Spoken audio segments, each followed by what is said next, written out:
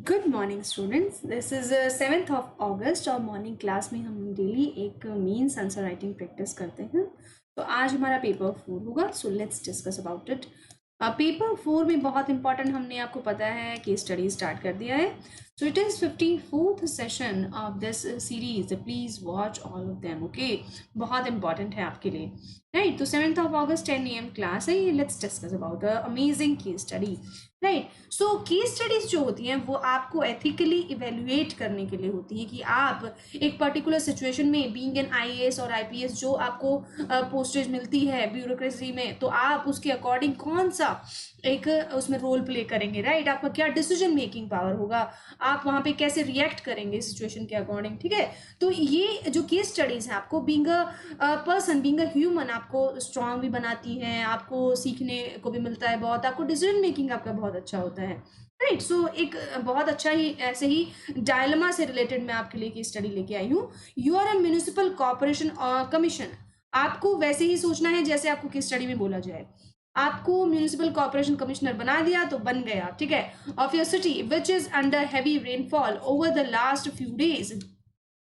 Last के कुछ दिनों में आपके यहाँ पे जो आपका एरिया है, म्यूनिसिपल कॉर्पोरेशन ऑफिस जो है आपका, आपकी सिटी के अंडर, और उसमें जो भी एरिया आता है उसमें हैवी रेनफॉल हुआ और उसमें काफी सारा लॉस हो गया। The boundary wall of one of the housing society collapse. The incident took place at midnight, रात को हुआ, leading to death of 12 workers including 2 children sleeping in the shed beside the wall. वहां पे जो सो रहे थे उसमें 12 वर्कर इंक्लूडिंग 2 चिल्ड्रन, उनका डेथ हो गया। तो वेरी वेरी बहुत ही ज्यादा बुरा हुआ ये। Okay, so on the preliminary inquiry, पहले जो इंक्वायरी हुई इसमें क्या पता चला, it has been found that in spite of inappropriate soil conditions, the permission of the contract wall was given by previous municipal corporation who happens to be your close friend. Also, irregularities in construction material have been found and the other officials in the department are trying to influence or manipulate you, right? पहले जो inquiry की उसमें क्या पता चलता है कि जो उसमें जो मटेरियल यूज हुआ ना, बहुत ही लो क्वालिटी का मटेरियल है, और उसको जो परमिशन, जो कॉन्ट्रैक्ट को परमिशन बनाने के लिए जो परमिशन मिला है वो दिया है आपके फ्रेंड ने, बहुत क्लोज फ्रेंड आपका, ठीक है, और वो सेम पोस्ट पे था आपसे पहले। देन व्हाट हैपन कि अब जो इरेगुलरिटी इन कंस्ट्रक्शन मटेरियल और जो other official in department are trying to influence or manipulate you, अब वो आपको मनाने की कोशिश कर रहे हैं कि भाई देखो हमको मत फंसाओ, कुछ आप भी ले लो, कुछ हम भी रख लेते हैं, दोनों का फायदा हो जाएगा। तो इस तरह से वो उनको मैनिपुलेट करने की कोशिश कर रहे हैं आपको। The whole scenario seems like a nexus between the officials of the municipal department and builder. मतलब इन दोनों की मिली भगत लग रही है, जो बिल्डर जिसने बनाया है और जो हमारा जो ऑफिशियल्स, जो म्यूनिसिपल पार्टी के, जो कॉर्पोरेशन के जो ऑफिशियल्स हैं, उनके बीच में लग रहा है कि ये दोनों की खिचड़ी बन रही है। तो however the builder is a close relative of one of the most powerful leaders of the party in power and is trying to threaten you। और जो बिल्डर है वो क्लोज रिलेटिव है किसका, जो आपके जो बिल्डर है वो क्लोज रिलेटिव है, वो बहुत ही जो इन्फ्लुएंशियल पॉलिटिकल पावर है वहां का, पॉलिटिकल जो लीडर है वहां का, उनका, ठीक है। तो वो आपको डराने की भी कोशिश करने लगे हैं, अब आ गए जी वो डराने पे, ठीक है। तो अब आप क्या करेंगे, आपके सामने सिचुएशन है। ऐसी सिचुएशन में जब एथिकल आपको प्रॉब्लम आए कि यहाँ गए तो ये प्रॉब्लम, वहां गए तो ये प्रॉब्लम, तो ऐसी ही आपको केस स्टडी में सिचुएशंस दी जाती हैं। सो जल्दी से रेडी हो जाइए। What are the ethical issues involved and the options available to you in such situation. ऐसी सिचुएशन में कौन से ऑप्शन आपके लिए अवेलेबल होते हैं, और उसको the suggest the course of action you would like to follow, और आपको जो आप काम करेंगे वो आप बताएंगे कि कौन सा एक्शन आप फॉलो करेंगे। अब देख लेते हैं सोल्यूशन में जो केस है उससे क्या रिलेटेड है। ह्यूमन लाइफ और वॉल कोलैप्स, ये हमें पता है। Quality of construction material not assured, check by official involve, ये ऑफिशियल भी इंक्लूड थे और उन्होंने क्वालिटी चेक नहीं किया, ये पता है। The permitting officer previous municipal officer, एक क्लोज फ्रेंड, या आपका क्लोज फ्रेंड था जिसने काम किया था, वो भी पता है। Pressure from colleagues and political party power, ये आपके ऊपर प्रेशर आ रहा है। तो इस सिचुएशन में आप क्या करेंगे। अब इसमें स्टेक होल्डर्स इन्वॉल्व मतलब क्या है, इसमें कौन कौन सी लोग हैं, कौन कौन सी पार्टी, कौन कौन सी अथॉरिटी है जो इस केस में इन्वॉल्व है। केस स्टडी देखो, ये वो वाला केस नहीं कि आपने कोर्ट केस कर दिया और वो केस चल रहा है, ये केस होता है आपके एथिकल केसेस, मतलब आपके पास जो डिसीजन मेकिंग होती है, आपको ऐसी कंडीशन आ जाएगी, सिचुएशन आ जाएगी, उसमें डिसीजन लेना होगा। तो इसमें कौन कौन लोग हैं, द विक्टिम, जिनके साथ ये हुआ, जिनके फैमिली पर्सन और जिनके बच्चे की डेथ हुई है। प्रीवियस म्यूनिसिपल कॉर्पोरेशन, जो आपका फ्रेंड था। कलीग्स, जो आपके आज आसपास काम कर रहे हैं और वो क्या कर रहे हैं, वो आप पे प्रेशर भी बना रहे हैं। सेल्फ, मतलब आप खुद, और बिल्डर, जिसने घटिया मटेरियल लगाया।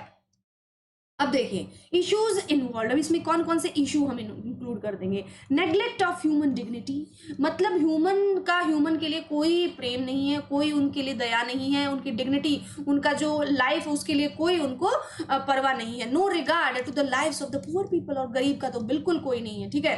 So personal versus professional relation, personal मतलब आपका क्लोज फ्रेंड भी आपके वहां पे इन्वॉल्व था, और आपका प्रोफेशनल मतलब आप उस पोस्ट पे आप कैसे रिएक्ट करोगे। It would be difficult to investigate a close friend, आपको आप बोल दिया क्लोज फ्रेंड है तो मेरे बगल में ही रहता पड़ोसी हमारा, तो उस पर कैसे हम इन्वेस्टिगेट करेंगे भाई, अपने रिश्ते कैसे खराब करें, ये भी मुश्किल है। Political pressure versus carrying out one's duty to take actions against the builder, मतलब पॉलिटिकल प्रेशर भी है आप पे और कैरिंग आउट वंस ड्यूटी, अपनी आपको ड्यूटी भी निभानी है, उसमें क्या आप करेंगे भाई। अवेलेबल ऑप्शंस, आपके पास कौन कौन से ऑप्शंस अवेलेबल हैं।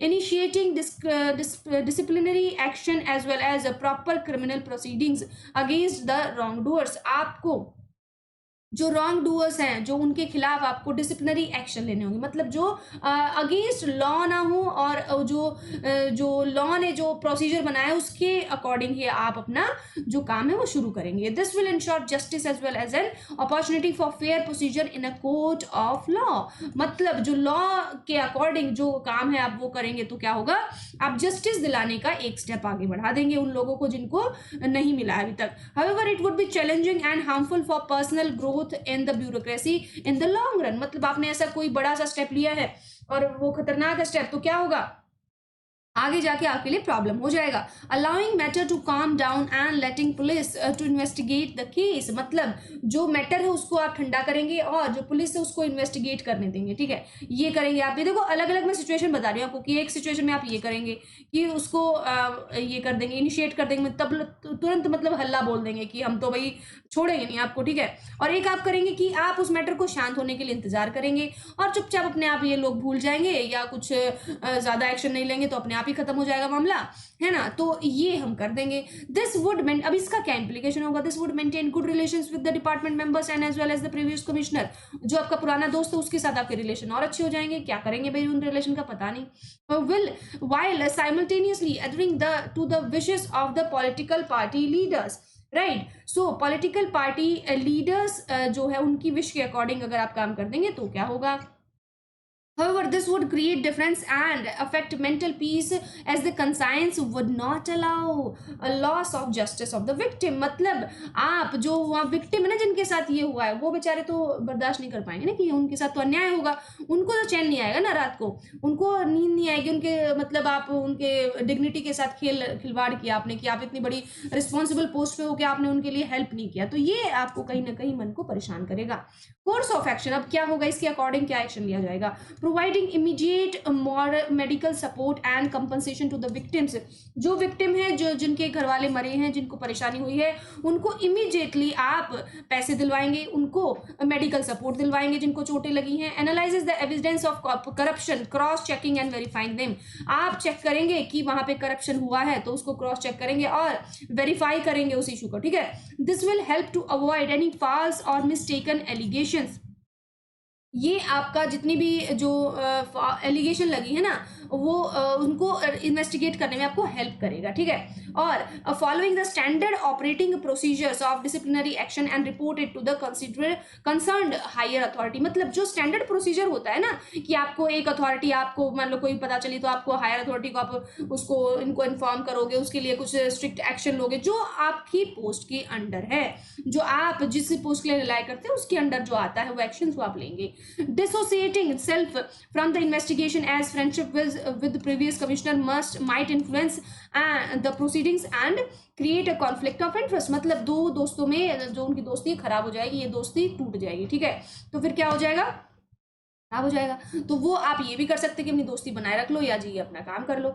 This would help avoid conflict of interest, ensure integrity, transparency and good governance, ये क्या होगा, आपका जो आपका कॉन्फ्लिक्ट ऑफ इंटरेस्ट है, आपकी इंटीग्रिटी है उसको इंश्योर करेगा और ट्रांसपेरेंसी एंड गुड गवर्नेंस इसको इंश्योर करेगा, ठीक है। This would help in breaking the nexus between जो बिल्डर और जो है ना वहाँ के लोग जिन्होंने बनाया हुआ है अपना पूरा मिली भगत है जिनकी कि बिल्डर है, और जो टेंडर पास कराना होता है तो आपके म्यूनिसिपल कॉर्पोरेशन कर देता है, उनको पैसे वैसे हेल्प मिल जाते हैं। तो ये क्या करेगा, department members creating a deterrence effect, मतलब उससे लोग डरेंगे, ठीक है।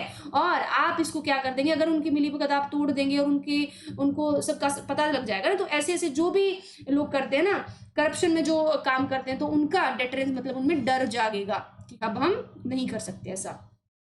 Initiate legal proceedings against the builder along with the corrupt members of the department and not letting the political pressure affect the following SOPs, मतलब जो स्टैंडर्ड ऑपरेटिंग जो procedure है वो पॉलिटिकल प्रेशर वो उसको कम करेगा। और इनिशिएट जो प्रोसीडिंग्स आपने ली हैं बिल्डर के खिलाफ और जो करप्ट मेंबर है डिपार्टमेंट के उनके खिलाफ, वो क्या करेंगे, पॉलिटिकल प्रेशर जो होगा उसको फॉलो, उसके अकॉर्डिंग आप उसको फॉलो करेंगे, ठीक है। Finally taking long term steps to reform the in administration to avoid such instances in the future, मतलब आप फाइनली क्या कर देंगे, ऐसे जो स्टेप होंगे ना लॉन्ग टर्म, अगर सपोज आपके केस को थोड़ा टाइम भी लग गया आपको जीतने में और आपको देर सवेर अगर जीत मिल गई, तो क्या होगा, ऐसे फिर फ्यूचर में जो केसेस होंगे ना वो उनको सीख मिलेगी कि हमें ऐसा नहीं करना है, ठीक है।